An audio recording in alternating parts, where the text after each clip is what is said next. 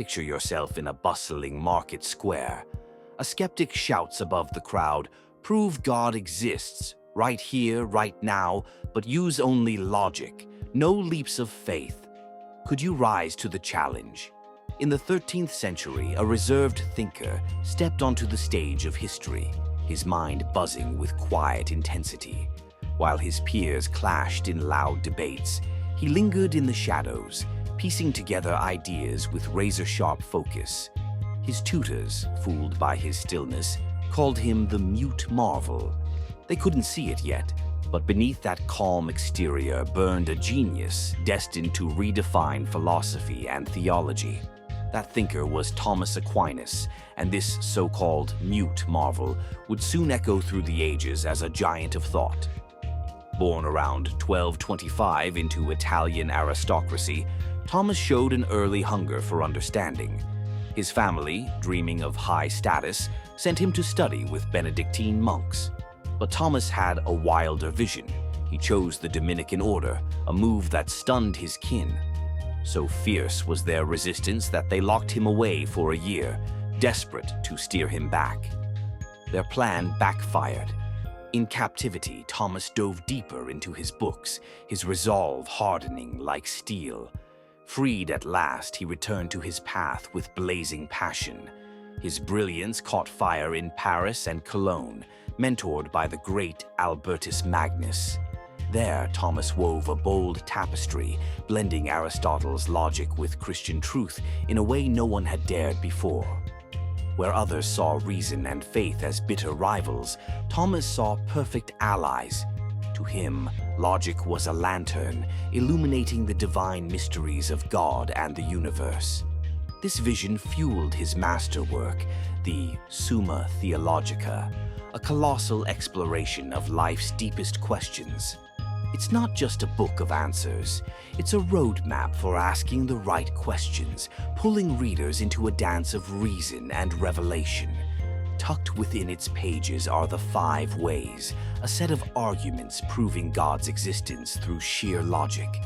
They're a mere sliver of his vast legacy, yet they ripple through time, stirring philosophers, theologians, and even scientists today.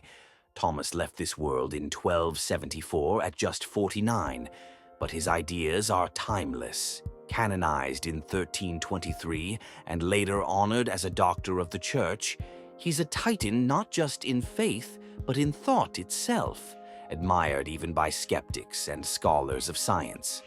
Thomas Aquinas proves that seeking truth through reason isn't a threat to faith. It's a sacred quest that binds them together. Now, let's journey through the 5 logical trails Thomas blazed to unveil the reality of a divine architect. Imagine a kite soaring high above a windswept field. It dips and dances, but it doesn't fly alone. Someone's hands grip the string below. Now scale that up to the universe. Everything's in motion. Clouds drift, tides turn, comets streak, neurons fire. But nothing kicks itself into gear. This sparked Thomas Aquinas' first proof, the prime mover. Echoing Aristotle, he saw that every motion has a trigger. But that chain of triggers can't loop back forever. There's got to be a first spark. Think of a windmill's blades spinning. Each turn comes from the breeze, but what stirred the air? Without a starting push, nothing spins. The universe, alive with motion, demands a beginner. Some argue for an endless loop of causes, but Aquinas called foul. If there's no first mover, motion never starts. Yet here we are, in a world that hums with action. So, there must be a prime mover, untouched by the chain, existing on its own terms. This mover isn't bound by flesh or physics. Every tangible thing needs a nudge. It's eternal, independent, and pure. Aquinas says this is God. Science tracks motion back to the Big Bang. But what lit that fuse? Multiverse ideas dodge the question, yet it lingers. What kicked it all off? The prime mover still beckons us to look beyond. Step into a garden buzzing with life. A bee lands on a flower drawn by nectar, which flows because the plant drank rain which fell from clouds. Everything leans on something else. But how far back does that leaning go? Thomas Aquinas traced it to the root cause. Every effect, like a laugh or a lightning strike, has a cause behind it. Nothing births itself. It's all a relay race of existence. But here's the snag. If every runner passes the baton with no first handoff, the race never starts. An infinite relay sounds clever, but it collapses. If there's no beginning, there's no now. Yet, here we stand. So there must be a root cause, something that doesn't borrow existence, but is existence. Aquinas names it God. The Big Bang marks a start, but what triggered it? Quantum flickers need a stage to dance on. Who set that stage? Why is there anything at all? Aquinas points to God, the uncaused root of all that is. Stand on a cliff at dusk, watching waves crash below. They rise and fade, just like the gulls overhead, the cliffs themselves, even the sun dipping low. Everything's borrowed, here today, gone tomorrow. So why is there anything at all? Aquinas wrestled with this and landed on the essential being. Everything around us is conditional. Waves need oceans, trees need soil, you need air. Nothing stands alone. If everything's conditional, could it all just vanish? An infinite stack of borrowed blocks still needs a base. Without it, if nothing ever was, nothing ever would be. But existence is. Enter the essential being, something that doesn't borrow, doesn't fade, doesn't need a reason to be. It's the bedrock holding up the stack. Aquinas calls it God. Science charts the universe's birth, but not why it began. Multiverses push the puzzle back, yet the question holds, why something over nothing? For Aquinas, God is the answer, the essential root of all. Walk through a forest at dawn. Sunlight filters through leaves. Some trees stand taller, some blooms glow brighter. Beauty, strength, life, they vary, never perfect. A deer bounds by, graceful yet mortal. Nothing here is ultimate. Aquinas saw this ladder of qualities and asked, what's at the top? If there's good and better, there must be a best, a supreme ideal that defines them all. This isn't just a daydream. We judge flaws because we sense perfection, something flawless, boundless, beyond decay. It's not in the trees or the deer, it's above them.